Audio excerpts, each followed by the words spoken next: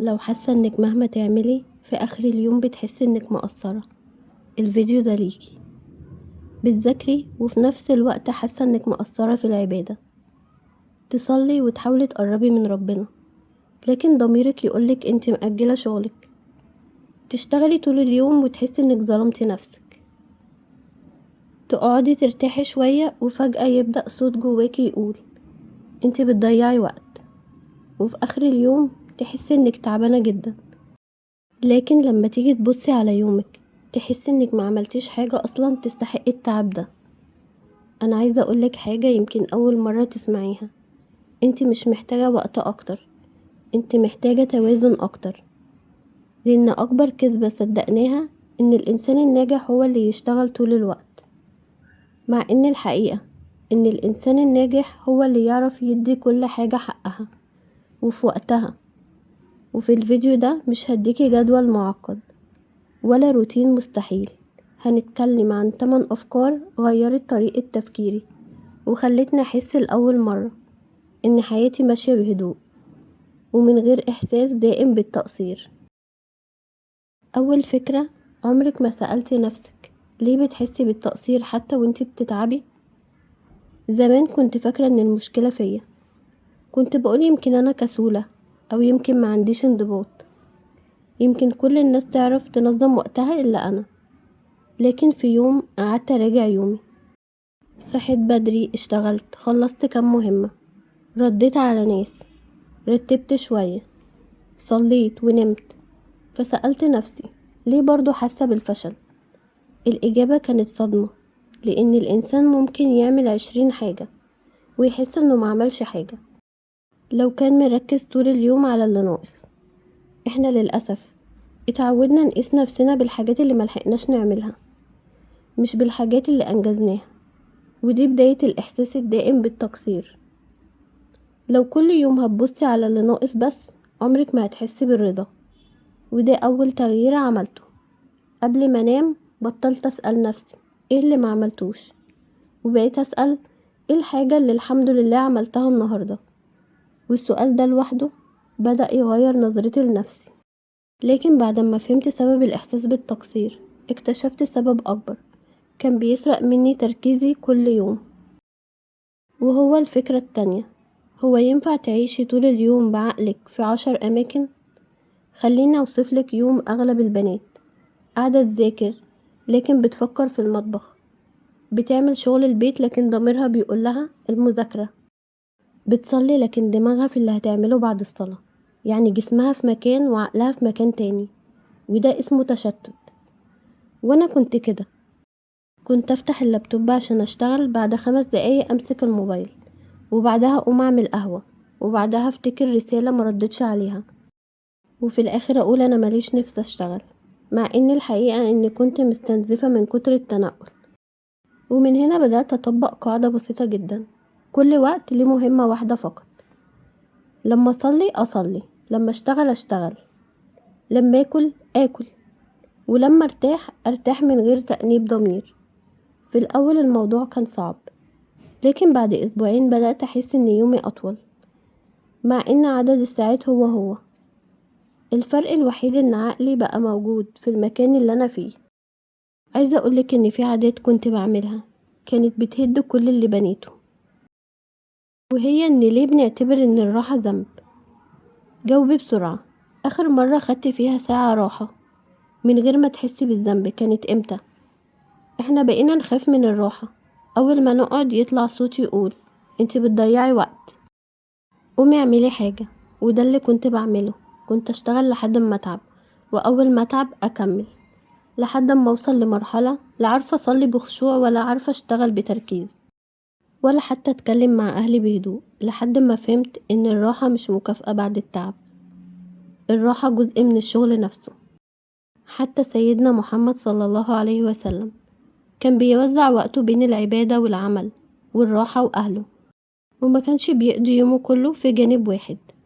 ومن يومها بقيت اخصص وقت راحة حقيقي، من غير موبايل، من غير احساس بالذنب، مجرد 20 دقيقة اشرب حاجة بحبها، افتح الشباك، اتنفس وارجع اكمل. والمفاجأة اني بقيت انجز اكتر مش اقل. وبعد ما فهمت ان الراحة مش عدو النجاح، فضل سؤال مهم جدا: طيب انظم يومي ازاي من غير ما افضل اجري ورا الساعة؟ والاجابة غيرت حياتي كلها. العادة الرابعة: عمرك جربتي تخلي الصلاة هي اللي تنظم يومك؟ زمان كنت اقول بعد ما اخلص شغل هصلي، وبعد ما اخلص مذاكرة هقرأ وردي، وبعد ما ارتب البيت هقعد اذكر ربنا. لكن الحقيقة الشغل عمره ما بيخلص، والطلبات عمرها ما بتقف، فكنت كل يوم احس اني بجري، وفي الاخر انا اللي بتأخر. لحد ما غيرت الطريقة، بدل ما اخلي يومي هو اللي يتحكم في الصلاة، خليت الصلاة هي اللي تتحكم في يومي. بعد الفجر وقت هدوء وبداية اليوم، بعد الظهر اراجع اللي عملته واكمل شغلي، وبعد العصر اخلص اخر المهام المهمة، وبعد المغرب وقت لأهلي ولنفسي، وبعد العشاء اهدى واستعد للنوم. والأول مرة حسيت ان اليوم بقى ليه محطات مش سباق. واجمل حاجة حصلت ان كل صلاة كانت بتفصلني عن ضغط اللي قبلها، كأن ربنا سبحانه وتعالى بيقولك اهدي وابدأي من جديد. ومن هنا فهمت ان العبادة مش عبء على اليوم، دي اكتر حاجة بتنظم اليوم. العادة الخامسة: ليه بنراكم كل حاجة لحد ما نحس اننا غرقانين؟ جاوبي بصراحة، كام حاجة مأجلاها عندك دلوقتي؟ رسالة، ترتيب الدولاب، مذاكرة، رياضة، زيارة. كل حاجة بنقول عليها بعدين، وكل كلمة بعدين بتتحول لحمل فوق كتافك. أنا كنت بعمل كده لحد ما لقيت نفسي كل يوم بصحى وأول إحساس عندي هو الضغط، مش علشان اليوم صعب، لكن علشان امبارح لسه مخلص. ومن يومها عملت قاعدة بسيطة جدا: أي مهمة أقل من 10 دقايق أعملها فورا. الطبق اغسليه، الرسالة بعتيها، الهدوم رتبيها. يمكن تحسي إنها تفاصيل صغيرة، لكن التفاصيل الصغيرة دي هي اللي هتمنع الجبل إنه يتكون، لأن التراكم مش بيبدأ بحاجة كبيرة، بيبدأ بحاجات صغيرة اتأجلت كتير. وعايزة أقولك أنا لما بطلت أراكم اكتشفت حاجة أهم، وهي العادة الثابتة.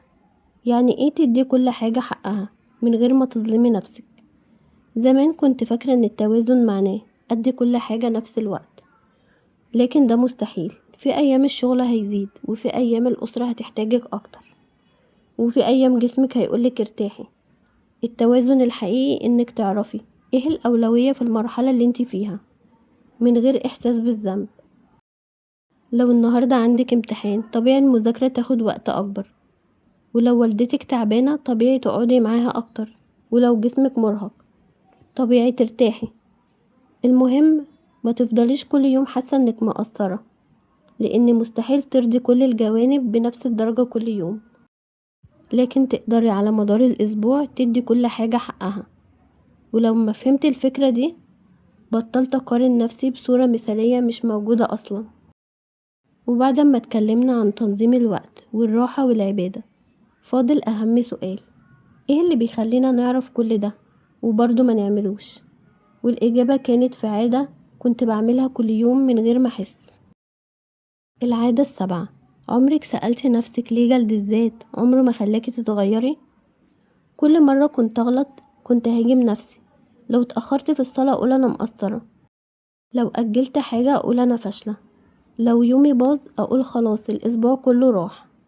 لكن في يوم سألت نفسي: هو أنا لو كل مرة طفل بيتعلم المشي وقع وقلتيله انت فاشل هيتعلم؟ أكيد لأ. احنا بنحتاج التشجيع عشان نكمل. ونفس الفكرة مع نفسنا. لما بطلت اتكلم مع نفسي بقسوة، بدأت ارجع اقف بسرعة بعد اي يوم سيء. بقيت اقول ان النهاردة ما كانش احسن يوم، بس بكرة فرصة جديدة. ودي كانت نقطة التحول، لان الانسان الناجح مش هو اللي عمره ما بيغلط. الانسان الناجح هو اللي بيرجع يكمل بسرعة بعد الغلط. وافتكري دايما ربنا فاتح باب التوبة كل يوم، فليه احنا بنقفل باب المحاولة في وش نفسنا من اول غلطة؟ ولو في فكرة واحدة نفسي تفتكريها بعد ما الفيديو يخلص، فهتبقى الفكرة الأخيرة: العادة التامنة الأقوى. لو فضلتي بنفس عاداتك هتكوني فين بعد 5 شهور؟ غمضي عينك ثواني وتخيلي اننا في اول 2027. انت قاعدة تبصي على السنة اللي فاتت، ايه اللي نفسك تقولي لنفسك؟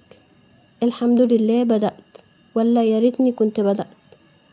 الفرق بين الجملتين قرار صغير هتاخديه النهاردة. احنا دايما فاكرين ان حياتنا بتتغير بقرارات كبيرة، لكن الحقيقة حياتك بتتغير كل مرة تختاري فيها الصح بدل السهل، كل مرة تقومي تصلي رغم الكسل، كل مرة تقفلي الموبايل وتذاكري، كل مرة ترتاحي من غير تأنيب ضمير، وكل مرة تسامحي نفسك وتكملي. التغيير مش بيحصل فجأة، التغيير بيحصل بهدوء، لدرجة انك بعد شهور تبصي لنفسك وتقولي انا امتى بقيت كده. وعشان كده ما تنسيش اول يناير، ولا اول اسبوع، ولا اول الشهر. ابدأي النهاردة حتى لو بخطوة واحدة، لان الخطوة الصغيرة دي اللي هتعمليها النهاردة ممكن تكون السبب انك تدخلي 2027 وانتي انسانة مختلفة تماما. ولو وصلت لحد هنا فانا فخورة بيكي، لان مجرد انك بتدوري على طريقة تطوري بها نفسك معناه ان جواكي رغبة حقيقية للتغيير. وعايزاكي تعملي حاجة واحدة قبل ما تقفلي الفيديو، اكتبي لي في التعليقات هتبداي بأنهي فكرة، علشان يبقى وعد بينك وبين نفسك. ولو حسيتي ان الفيديو ده لمس قلبك اعملي لي لايك واشتركي في قناة بهدوء مع منى وفعلي الجرس، لان هدفنا هنا مش اننا نبقى كاملين، هدفنا ان كل يوم نبقى احسن من امبارح، خطوة صغيرة بهدوء ومن غير ضغط. واشوفك في الفيديو اللي جاي بإذن الله.